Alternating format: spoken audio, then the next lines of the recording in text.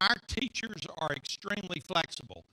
2 weeks ago, when I looked down at my phone before I got up at the end, I looked at the wrong date, and I said, Gifford, you're teaching next week. And he didn't have a clue, so he said, sure.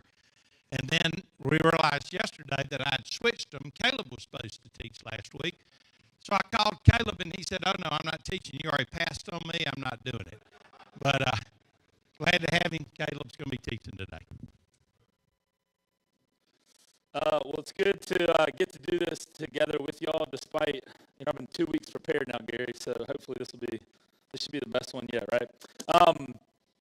Hey, today we're going to be in John 21, so if you got a Bible or a phone and you want to go ahead and turn there, we're going to be in John 21. We're going to look at probably one of my favorite biblical characters, a man by the name of Peter. And I love the story of Peter because I think within the story of Peter, we find so much of ourselves in his role.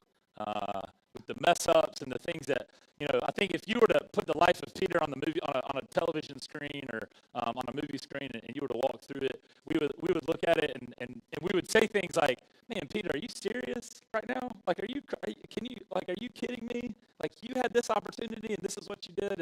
And yet I think so often in our own journey of faith, we find ourselves in the same places that Peter did, where it was, big proclamations and big statements and big things and all this different stuff that he did. We're going to walk through some of the story, the backstory of Peter's life before John 21.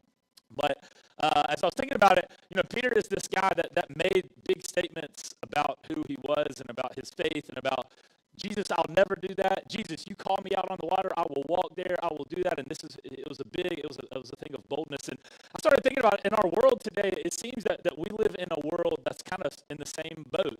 We live in a world full of proclamations, right? You show up at church on Sunday morning and it's things like Clemson is the best team in the world, which is fake news. But we say things along that line, right? We say things like, in honor of last night in the celebration that I enjoyed, LeBron James is the greatest basketball player that's ever walked on the face of the planet, right? We say things like that. We say things like mariachis is better Mexican food than Yucatan.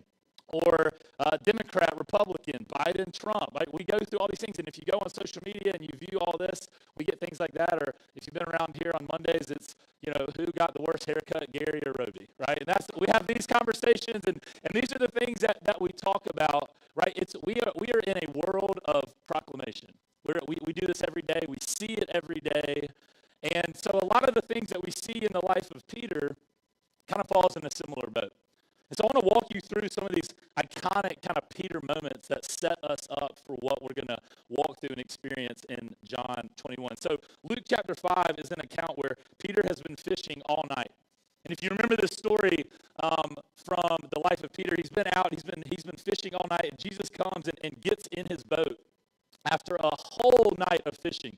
And they push out they're on the shore, they've just come in, Peter and his crew has just come to shore. Jesus gets in the boat, they push out off the shore, and then Jesus teaches from the boat to the crowd